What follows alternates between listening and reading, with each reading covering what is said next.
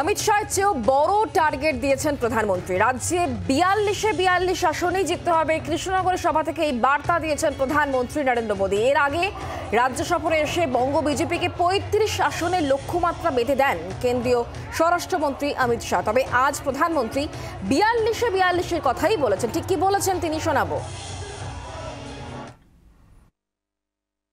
ये समय पश्चिम बंगाल के लिए भी अभूतपूर्व बदलाव का है, लेकिन इसके लिए आपको शुरुआत इसी लोकसभा चुनाव से करनी होगी।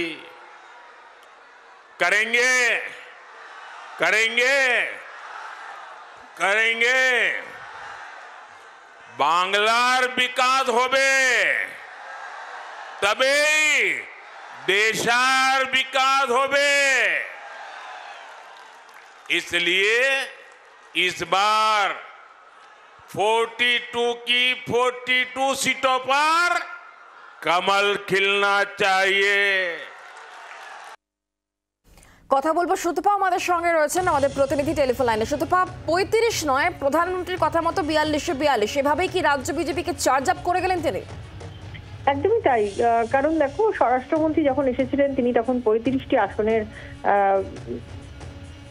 বলে গেছিলেন। সেই অবস্থায় দাঁড়িয়ে আজকে যখন বিজেপি নেতৃত্ব নরেন্দ্র মোদী আসার আগে বক্তব্য রাখছিলেন, তারাও কিন্তু ৩৫টি আসনের কথাই বলছিলেন। কিন্তু নরেন্দ্র মোদী তিনি যখন বক্তব্য রাখতে ওঠেন তিনি পরিষ্কারই বলেন ৪২টি আসনেই জিততে হবে। অর্থাৎ বাংলার যে পরিস্থিতি, সেই পরিস্থিতির উল্লেখ করে তিনি বলেন যে বাংলার বিকাশ হলে তবেই দেশের বিকাশ হবে এবং তার জন্য সবকটা আসনে জয়ী হওয়া অত্যন্ত জরুরি।